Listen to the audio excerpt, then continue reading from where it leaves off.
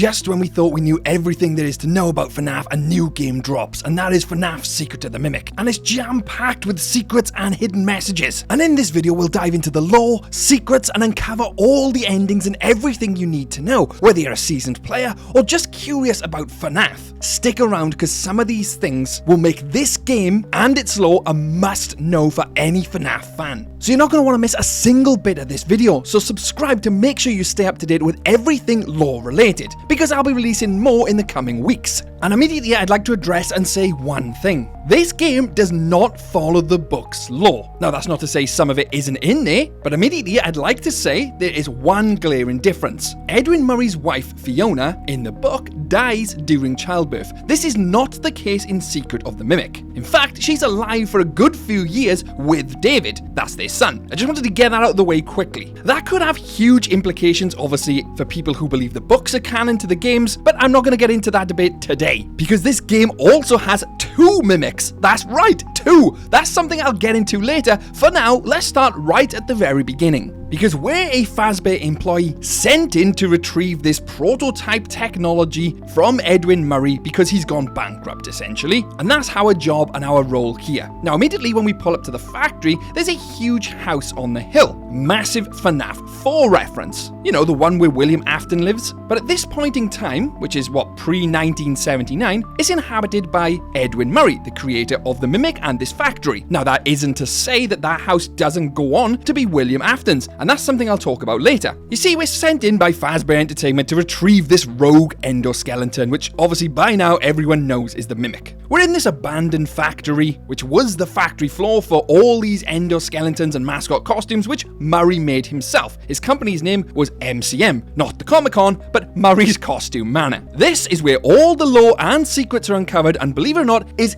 essential in knowing if you want to follow the lore in its current form with FNAF. And I'm not just throwing these buzzwords out there, it is essential you know and listen to the rest of this video to stay up to date. You see, in Murray's Costume Manor, several characters can be found which are featured later on in the FNAF timeline. Sun and Moon, Chica, Foxy, even Roxy the Wolf is featured in this game, and it predates everything we know. But here's the real kicker. Fazbear Entertainment at this point didn't have a restaurant. There was no Freddy Fazbear's Pizza. Throughout the game we see this pizza box, Fredbear's Family Diner, and that is because Freddy Fazbear's Pizza isn't around yet. It hasn't even been made. So the fact that we see Roxy, Foxy, Sun and Moon, and even Chica is a bit off to me, and that is because they were never Fazbear Entertainments to begin with. You see, throughout playing this game, you come across mail, or it's basically just logs. Their own version of email, essentially, in 1979. I know, sounds weird, but that's what it is. And in these logs, you uncover the secrets of the game. It basically tells us that William Afton himself was poaching staff and all the designs from Edwin Murray, literally stealing his designs, which we clearly know now go on to become the Fazbear Entertainment staple. Freddy, Bonnie, Chica, Foxy, Roxy in the future. These all came from Murray's Costume Manor. Now, it seems highly likely that these were stolen off of Murray himself, but at the beginning of the game, they say that the company is going bankrupt, so everything he owned becomes Fazbear Entertainment property. Essentially a way to cover their stealing. We had this contractor named Edwin Murray. He was developing some tech for us, but he's gone quiet. As per his contract, everything he's been working on for us is now legally ours, so we're sending you in to get it. The logs we find throughout the game, William Afton is actively stealing the designs and stuff when the company wasn't bust. Therefore, in my eyes, they definitely stole some of his designs, animatronics, and blueprints. Again, this is all but confirmed in the logs where Murray himself says people are stealing his stuff. Now that gives us a bit of backstory and flavour to the entirety of this game. As we go about the costume manor and the factory, you see various dead bodies stuffed in suits. Reminiscent of the original Freddy Fazbear's Pizza, right? You know, kids stuffed in suits. I wonder where William Afton got that from. Well, at this point in time, dead bodies are stuffed in these suits, and the only one who's stuffing them in the suits is the Mimic. Where did he learn that behaviour? Well, hold our thought, because I'll come back to that. You see, throughout the game, Murray's son is referenced several times, David, but at no point does it actually give us confirmation of how he died. We know he did die, but how he died is a complete mystery. Well, that is until you finish watching this video. You see, in this game there are 3 endings, and don't worry, we're going to cover every single one, which one I believe is the canon ending, and how it all fits into the lore. Now let me just immediately start by getting one ending out of the way because it's very simple and straightforward. The bad ending, as I'm calling it, is the one where you basically find the mimic's plans throughout Edwin Murray's entire factory, deliver them to this Fazbear employee / dispatcher who's guiding you through the entire game, you then leave in your van, and the mimic basically kills you. Game over. That is it. Now the second and third ending reveals so much more detail and require a bit more explaining. You know, the second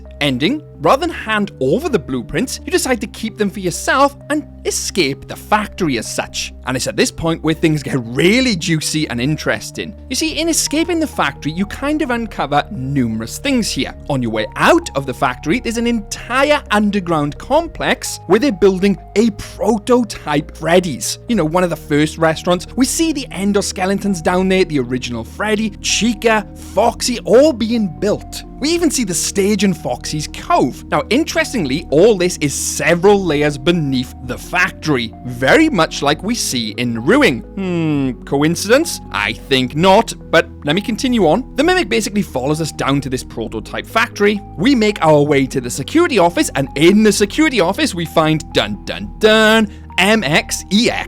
Or at this point, it's known as Fiona, which is bonkers because what this actually is Edwin Murray's wife's consciousness or AI programming in this Fiona box, the MXEX, and its job is to keep the mimic basically contained. If you're confused, I was at first. You see, throughout the logs and various tapes you find out that Edwin Murray's wife has either left him or died. He then decides to cope with this loss by creating Mimic 01 and putting his wife's personality into it. This Mimic 01 is fully functioning, is able to bake cakes and acts literally like his wife. That's where the first mimic comes into play. This is essentially a good mimic. But for whatever happens, we don't see this mimic anymore. We only see the personality and consciousness inside the MXX machine, or as it's called, Fiona. When we see Fiona for the first time in this security office of the prototype pizzeria restaurant, she basically tells us that she was the one who was guiding us through the factory, the dispatcher, because she wanted us to get the plans to bring to her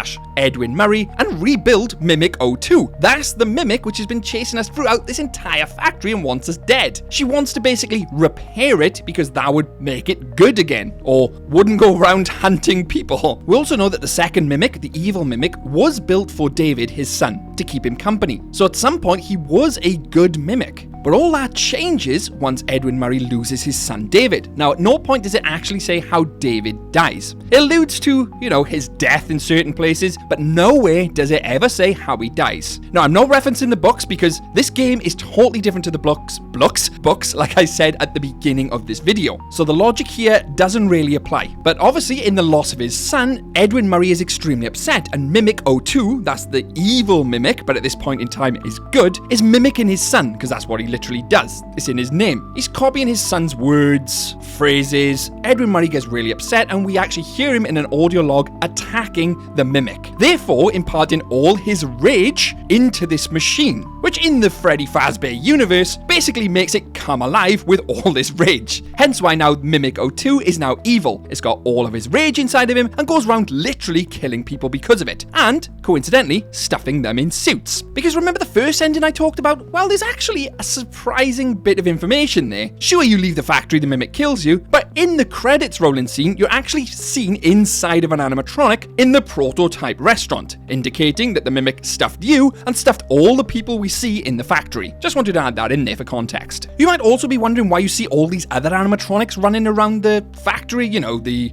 elephant, mushroom man, decrepit animatronics. Well, basically the Mimic 02, can adjust his size to fit inside of any costume. Therefore, any costume you see in the factory can come alive because Mimic goes inside of it. Problem solved. So with that being said now, we know there are two mimics, one good mimic and one bad mimic. Mimic 01 is now inside of the MXEX, trying to repair Mimic 02 to make it good again. But why? Why would they want to do that? You see, as I said earlier, Mimic 01 is Fiona, Edwin Murray's wife. The programming, anyway, put inside of this machine. She believes that Mimic 02, for whatever reason, is David. their dead son. She believes that they can still be a family again. Bearing in mind she is now a machine, the mimic is a machine, and Edwin Murray, get this, has seemingly gone missing. There's an audio log which I'll play for you now, which alludes to his office blowing up shortly after he beats the mimic. Test. Journal entry. Too bad the new power test was a failure. Due to a minor detonation, there is damage to my office interior, as well as a small fire. Note to self, portable cleaner that gets rid of smoke damage. Or better yet, a Cleanovac attachment. Help! M2! Respond! Emergency! Code for help! Daddy's busy, buddy. Why don't you go outside and play? Please! I can't move. I can't feel my legs. You know, speaking of legs, what do you think? I just finished mine. There are still a few kinks to work out. I'm sorry, M2. I lost my temper. I was always gonna fix you. Please, call for help. M2, respond. Oh, can't right now, buddy. We can do something fun tomorrow. I promise. Ask your mom if she's not busy. M2, help.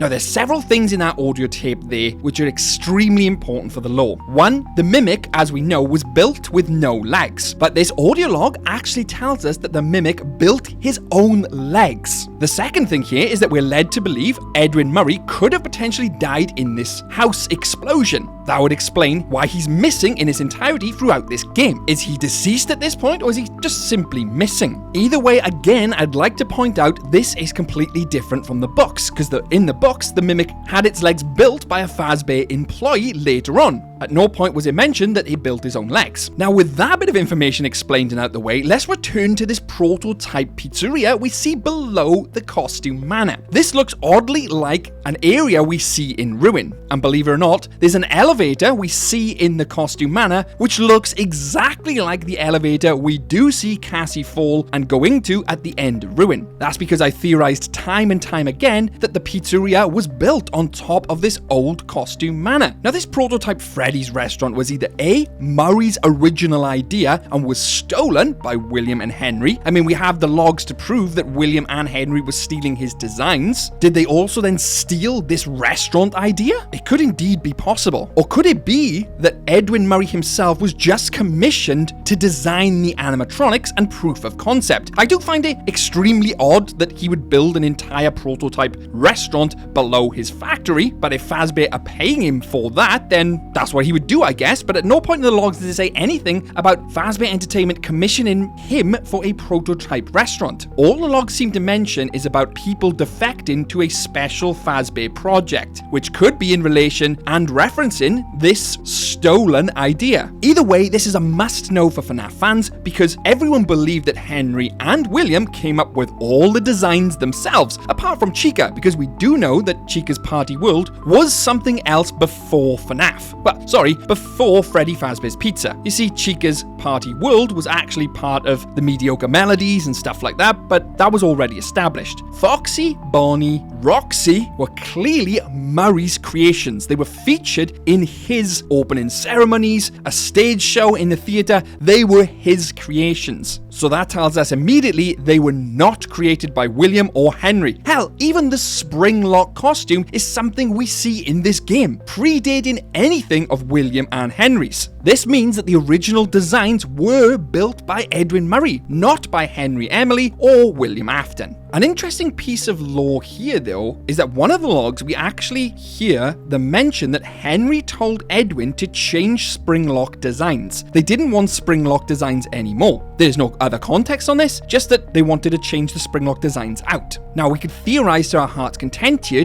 is that because someone got Springlocked before William Afton did, or something else had happened entirely? After we leave this prototype pizzeria, we head into like an underground cart ride which takes us to the house, which is obviously the FNAF 4 house, which William Afton inhabits later on in the FNAF story. At this point, it's still Edwin Murray's house. We take this underground car to the house, lo and behold, we end up in the house, and guess who's there? Mimic 02. Just a side note here though, it is worth mentioning I've skipped an entire point where we're down in the basement with Tiger Rock and the Mimic inside of Tiger Rock. There's an entire reason why I've skipped that, and I'll cover it at the end. You see, when we're in Edwin Murray's house or the FNAF 4 house, we're going throughout these rooms collecting tapes of the Edwin Murray's family. These tapes are specific to David's birthday. We see David basically growing up, and it gives us the big reveal of Mimic 01 and Mimic 02. This is where we learn that Edwin Murray's wife has gone, wherever she's gone, died or left him, and we see the Mimic 01 as her, the personality and the robot. It's now at this point where we head upstairs to literally the top of the house in the attic, and we see Edwin Murray's kind of like original office, but destroyed. This is where the explosion happened, and this is where Edwin Murray asks the Mimic for help, and he tells us he built his own legs. Now in a secret room just off to that is a massive control terminal, and it's this point where we upload and start the cradle. Now you might be thinking, what's the cradle, right? Remember I said earlier how Mimic 2/Fiona wanted to repair the Mimic? Well, the cradle is kind of a way of containing the Mimic rather than repairing it. So we launch this program, and in a nutshell, it basically has Fiona destroy the entirety of the factory in the hopes that it will contain the Mimic. She literally tells us all this while we're going down an elevator. Edwin, it's me. It's been a long time since we had a chance to talk. I hope you're taking care of yourself. Knowing you are still trying to hold it all together. But the company doesn't matter anymore. It's over. You need to let it go. I beg you, put it all aside and fix M2. It is not too late. You can stay up in the main house if you want to, but would you consider visiting every once in a while? I miss you, but I miss my child more. I watched him grow up through this machine. I want him back. It's not too late to fix our family.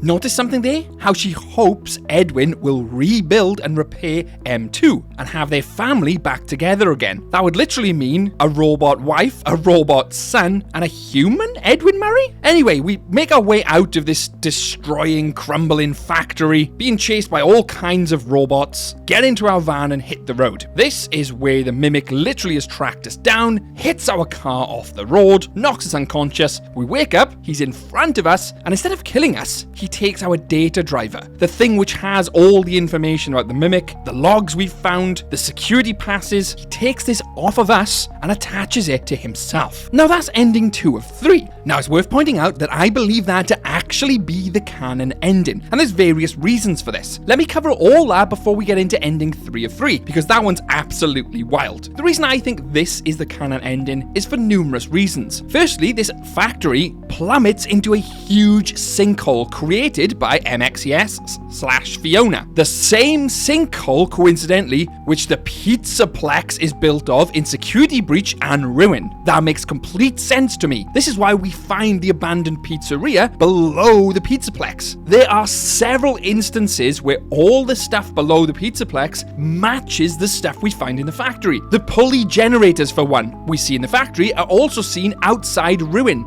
Outside the abandoned pizzeria in Ruin. The costumes and the boxes which they're being shipped in are also found in Ruin and the factory. The huge power source which is below the factory, in Security Breach, they say they dig down because they know there's a huge power source down there. It all seems to add up. And I know, you're probably thinking, well, what about the Mimic? In that ending, the Mimic escapes. He does, that's correct. But what if, in the next episode or next game, someone lures the Mimic back to this location, back down into this sinkhole, to keep him trapped in there with the cradle/Fiona/MXEX, boards him up, and numerous decades pass. I mean, it also aligns as to why we never see MCM, the company, around anymore, because it all gets destroyed, burnt to the ground. The house, on the other hand, doesn't burn down and still remains at the top of that hill. This is why I believe it's the canon ending, but you haven't heard ending 3 of 3 yet, or me talk about Tiger Rock. So let me just cover ending 3 of 3, and then we'll move into Tiger Rock, because I believe that's extremely interesting. Now, ending 3 of 3, we go back to Murray's house, the FNAF 4 house in my eyes, and instead of activating the cradle, you collect all the secret collectibles found throughout the factory, complete a mini-game entitled Moon XE. You can basically unlock the secret ending. Now, in this Moon EXE is extremely interesting, because it's kind of like a digital game, and you play out various events with Sun and Moon, and interestingly, Sun and Moon are referred to as the Destroyer and Lifebringer. Now, the Destroyer could be referenced to David's father, who is angry all the time, and the Lifebringer could be referenced to his mother, Fiona. Basically, once you complete this minigame, they give you a key to unlock the secret rooms in Edwin Murray's house. Now, in these secret rooms, there's tapes, and they're entitled Bedtime Stories. You find these tapes and put them in a machine. There's 6 of them in total. Put them in this machine. That then will unlock a secret vent, which you can go into a room, David's bedroom. It's been building up to this moment. Interestingly, the cupboard, or walk-in closet, whatever you want to call it, bears a striking resemblance to the FNAF 4 bedroom. Now, I won't get into that, but what is in there is the Mimic. Mimic 02 is hiding in there. You'll also notice that there's a book with 6 animal figures on them. And this is where things take a bit of a turn here. See, the Mimic comes out of the cupboard, and as he's making his way towards you to try and basically kill you or whatever he's gonna do, stuff you in a suit, you can push these buttons in order. The order's found on the wall. Every button you push, the Mimic starts literally acting out bedtime stories to itself. It's playing 2 parts. It starts playing Fiona, it starts playing Edwin Murray, and in doing so, kind of subdues the Mimic to be David. He shrinks down in size, becomes what he was before, David, which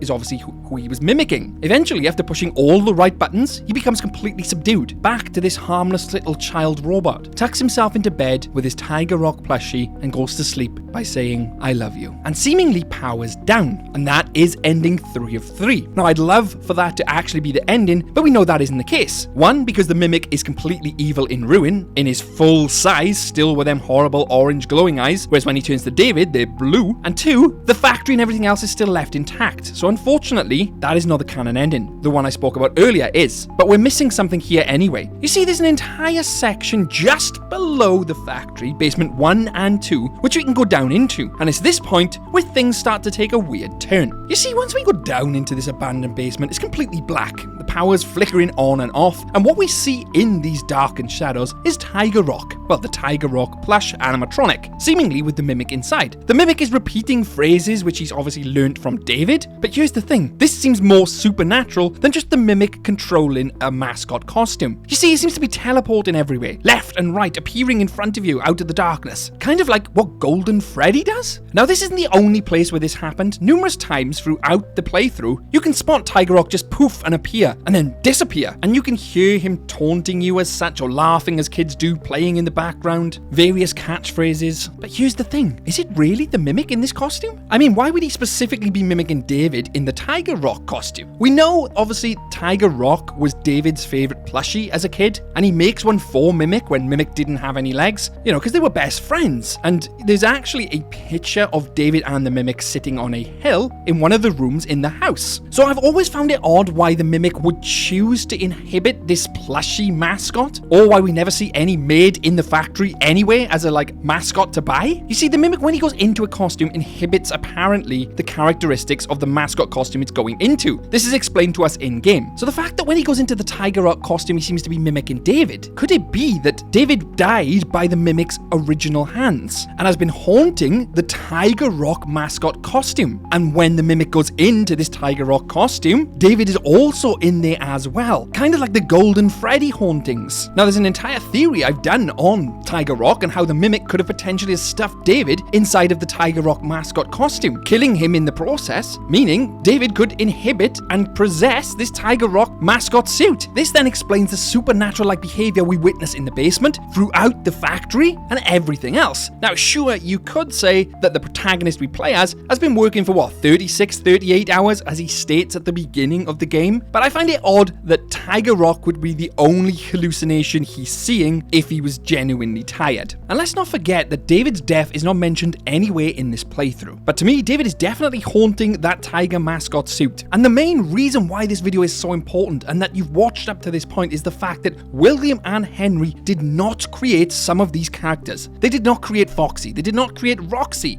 They didn't create any of these characters. They were literally made by Edwin Murray. We can see him using them throughout his shows. These are not Fazbear Entertainment property, although they were stolen by Fazbear, and we know they were stolen because Edwin Murray and his factory was still operating when they were planning to steal them. It was nothing to do with bankruptcy. And in fact, the dispatcher who we hear at the start of the game isn't actually a Fazbear dispatcher anyway. It was actually Fiona influencing us, telling us to go and capture the plans to bring to her to repair Mimic 2. That was the big twist. Fazbear wasn't going to repossess any property. She just simply made that up to get someone in there to get these plans. Sure, people were sent in by Fazbear through teams. We know that because we see their dead bodies. Maybe they were there to steal property as well. But regardless, all this completely changes the lore of FNAF as we know it. Not retconning, but changing what we thought we knew, because this is set before any FNAF story. I hope this helps explain Secret of the Mimic, explains some of the lore, and if it did, hit the like button,